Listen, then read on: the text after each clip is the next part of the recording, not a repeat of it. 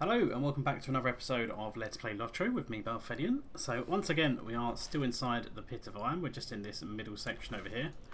Well, we're just going to carry on doing the quest that we had last time. So we still need to kill a few pitworms, bring water to a few slaves, and then head back over to the various people in the slave quarters. And we also need to speak to Ondor up at the top actually, who, since he's just over here, we're pretty close to him. We can just go west from where we are currently, go up this road and go speak to him. And he's probably going to have some follow-up quests. So we should probably do that. Greetings. Will you remain here long? There we go. So he's happy. He's got water. He's going to carry on. We're going to have to fight our way through a few guys up here.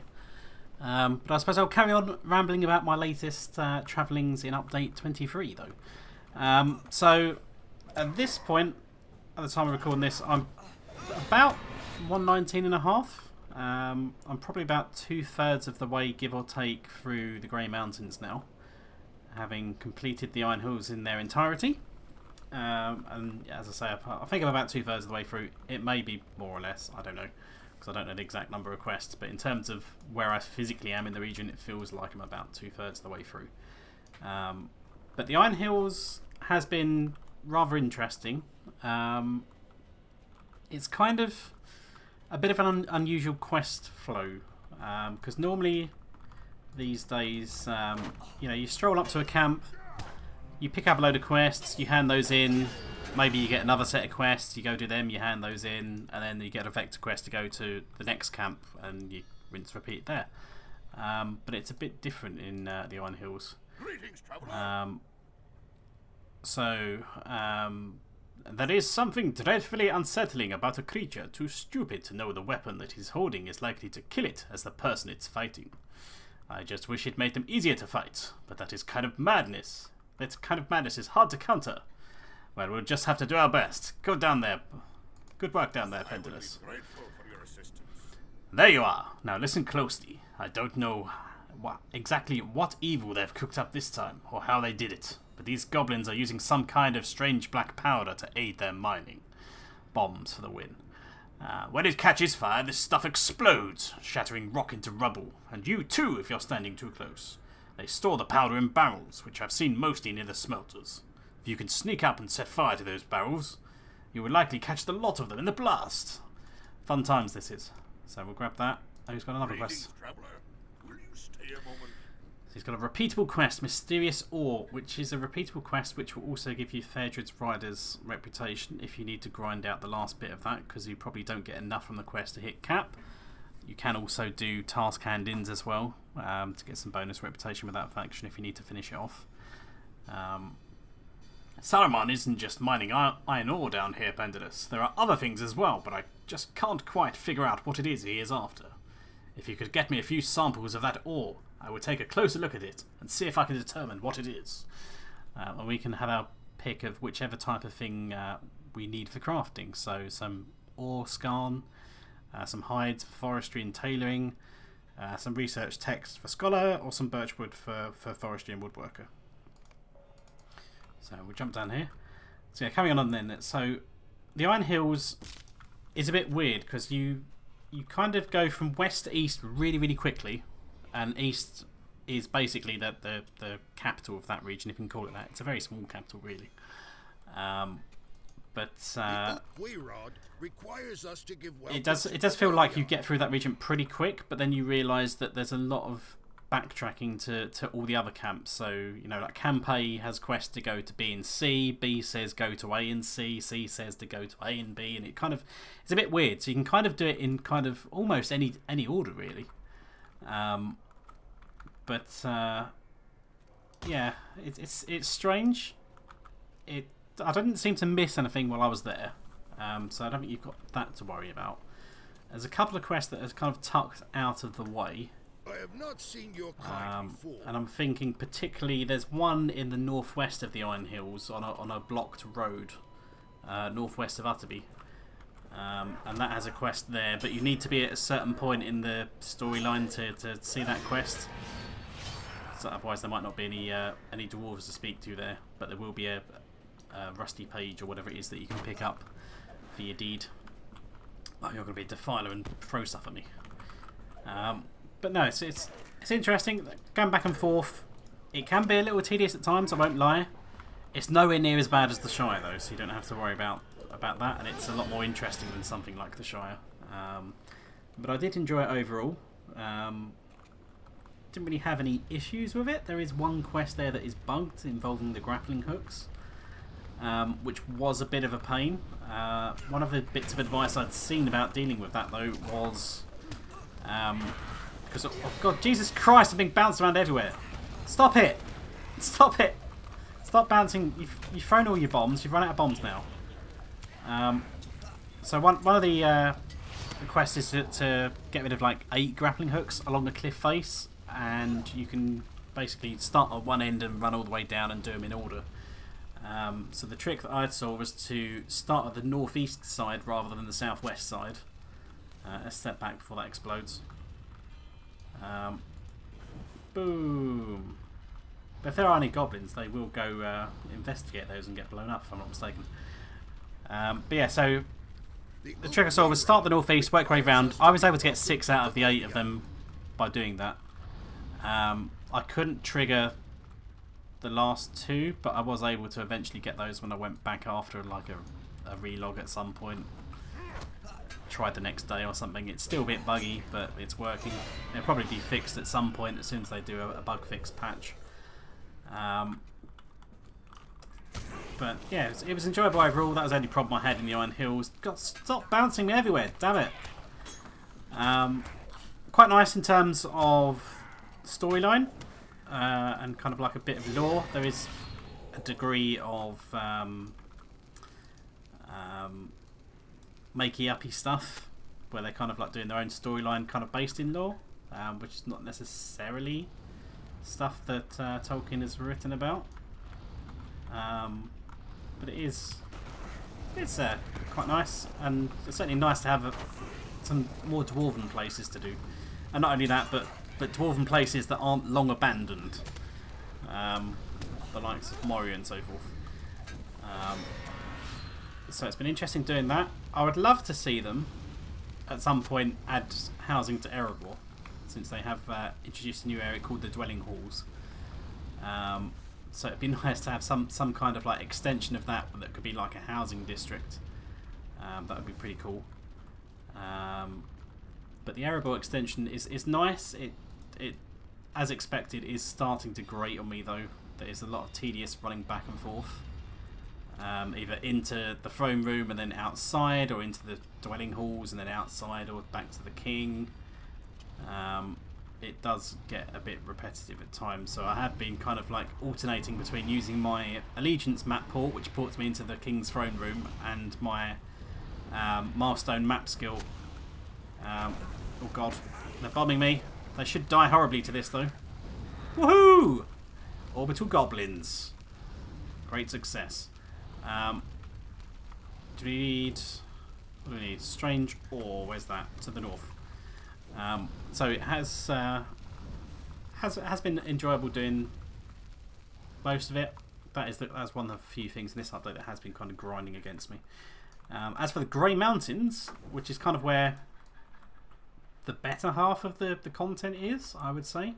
Iron Hills got me about 2 levels worth of content. I think I was probably 117 and a bit by the time I come out of there, but I did have obviously blue bar XP and whatnot. But Grey Mountains has got more of the lion's share of content. It continues the majority of the plot lines. If you've been doing the Lay of Rust and Rhyme quests, the weekly quests that were coming out as part of Northern Mirkwood, the storyline from that continues into Grey Mountains. Partly involving the Black Book of Mordor, and obviously the landscape quest and so on and so forth up there. But it is nice, and kind of like the plot line between the Iron Hills and the Grey Mountains just tied together. They basically theme it as the update suggests. I mean, if you look in your deed log, which I should probably do, it's themed as the Dwarf Holds rather than Iron Hills and Grey Mountains as the separate region. They're one page in your deed log. They're kind of counted as one entity, and they're sold as one entity in the store as well.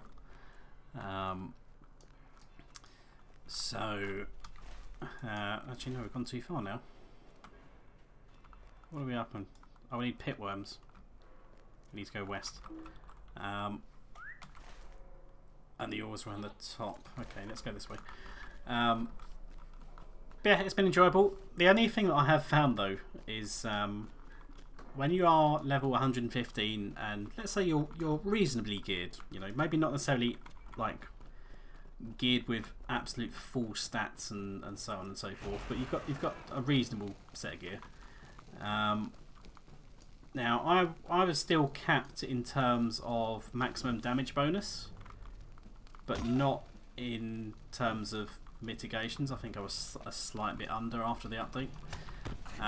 But literally each level as I've progressed through the new update, so every time I've like dinged up a level 116, 117 or whatever, there's been a significant drops to mitigations, primarily. Damage has also got to the point where it no longer was capped and it dropped down. I think the last I looked at it was like 170 or something, but it's probably dropped down since then because I've had another level up or two. This is pretty much with the same gear, very few new items slotted. So by the time it's got to the point I'm 118, 119 in the region, some of those mobs are pretty disgusting to fight against because they can get some very lucky crits and they will or in some cases not even crits, just regular attacks. They will just slap you, and it's rather unpleasant. But a couple of the mobs, I think, like in Utterby in the Iron Hills, like some of the not Dunlandings, the Easterling Lords were doing some pretty big hits sometimes that could be a bit disgusting. But otherwise, in the earlier parts of the new update, not too much of a problem combat wise. In the Grey Mountains, I've died loads because there's situations where you're hitting the mob's nearly dead, the mob's hitting you and is doing, you know, truckloads of damage. But you just have to keep hitting the mob and pray it doesn't get a nasty crit on you. And in my case, they tend to always get like 3 nasty crits in a row. So a couple of times I've died to an unexpected savage blow when I thought I would have killed the mob in time, which is my mistake. But hey ho. But it's been interesting enough. If you're a much more casual player and that you might find it a little bit trickier in places, I would suggest just make sure you're using whatever gear you can get hold of in the new update, particularly things that are going to offer you more armor or mitigations for defensive purposes. Since the stat changes mean that high DPS character builds will do significant damage, but you know, if you're not stacking for DPS, so let's say if you've got a tankish kind of build, you are still going to be able to do reasonable damage and more than you would have prior to update 23. So I think we need to go up here now, cross this bridge over here and get over there to get some more orbits. But yeah, it's been interesting. I mean, that problem is going to go away once I actually start gearing properly at level 120. At the minute I have kind of been avoiding slotting gear as I've been going, partly because that's just the way I tend to play the game. I'll tend to wait until I've got up that level bump and then start gear changing, unless I particularly need to change the gear for reasons like the problems I'm encountering now, where things start getting a bit too challenging. Then I might consider swapping gear a bit earlier. That's definitely the case in Mordor, because the second half of Mordor, once the shadow debuff started ticking up, that started to get a little bit too painful with the debuffs it inflicts. But yeah, it's reasonable. I'm sure once I start equipping some 120 gear, things will be back to normal, and I won't be, you know, have the defensive consistency of a wet paper towel. But yeah, I know some people have been saying that in the early to mid game they're kind of struggling a bit because now suddenly they're taking a lot more damage. I can't really say I've had the same, because on Pendulous here, this is the only character that I've been playing since the update that's not in the endgame regions. But Pendulous seems to be quite happy. I mean, obviously he is one level above these guys. So that's going to work slightly in his favour, but you know, he's doing all right. He's killing mobs about the same sort of speed that he used to be. Obviously, my morale and damage numbers are probably different to what they were before, and so are the mobs, but they don't seem to be particularly harming me. I don't seem to be particularly harming them, so it doesn't seem to be the end of the world. Let's go upstairs. I'm not sure.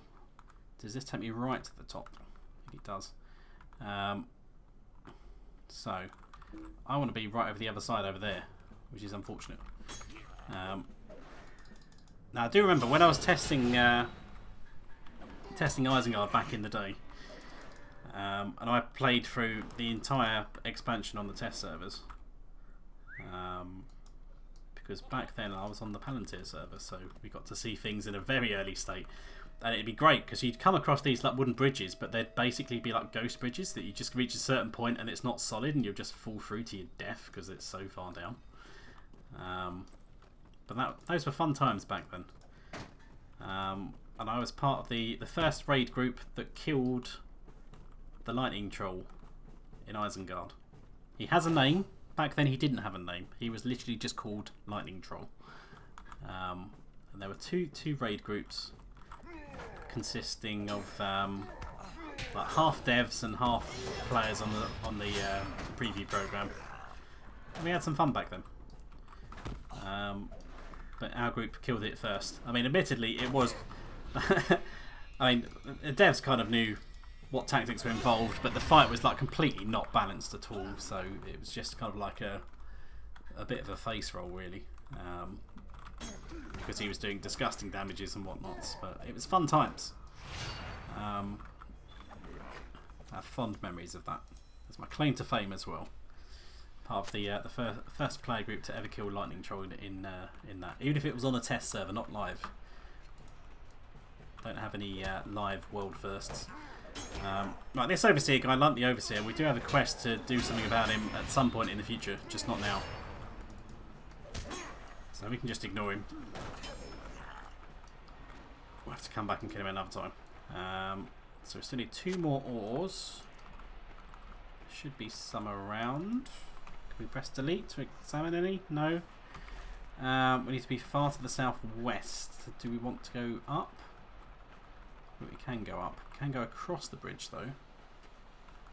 It seems like a legitimate strategy. So let's go over here. Yeah. So one of the other ways we can actually get upstairs without going through that portal is the entrance to the caverns is over here, and behind this rock is where Ondor the dwarf is. So where we started the episode was down over here, so the snaky path that's over there. You can sort of go all around all these bits of wood, come around here, and get up this bit, which will send you all the way up the top there. And I think there's another portal over here. Might be wrong. Yeah, I think that's a portal. Let's kill these 2 boys. But yeah, there's a good times back then. But the problem I found with doing that and doing the testing on those servers is I was getting extensively in the testing. So not only was I playing through Isengard, you know, for the first time as is, it was obviously a very buggy experience in places. But then when it comes to the fact when it goes live, I've obviously played all the content before, so it's kind of a bit boring. It's the equivalent of basically leveling through your 3rd character through the expansion. You know what you're doing, you know where you're doing it. But that was the time I was obviously having to do it live and gear up and all that, so it was very tedious, and that's why since then, when it comes to beta testing, I mean, I'll happily jump on there. If I find any bugs, I will quite happily report bugs, but I don't go out of my way to literally play every quest in the update. Okay, so I've gone for another portal, which has now literally put me on the very top floor, which is where I didn't really want to be, because I want to go down, and preferably not take the express route. So let's murder this guy. Let's go back downstairs. Does it dismount me if I go through that on a goat? No, it doesn't. Okay. So is this the big one? It's like snakes and ladders, isn't it? It's just really long ladders. So yeah, we'll take the route back to Ondor, shall we? Just show you guys how you can get up here if you wanted to take the this route. So come all the way over here. So this route goes down to the where the goblins were. We can just go all the way down that bit underneath this bridge over here and over in that direction. Or we can just go across this bridge and up there to get upstairs. So we'll navigate around here. Try and avoid as many of these as we can, but a lot of them are probably going to aggro anyway. Yeah. Oh, you're a defiler as well, you bugger. Come on then. Put your totem down. Yeah, so nowadays I just like to have a mooch around, have a little explore, kind of see, get a look and feel for how things are coming. Maybe test out some of the features and that before they go live. And do some videos for you guys, because I know you guys like the little regions spotlight videos that I do before each expansion or each update.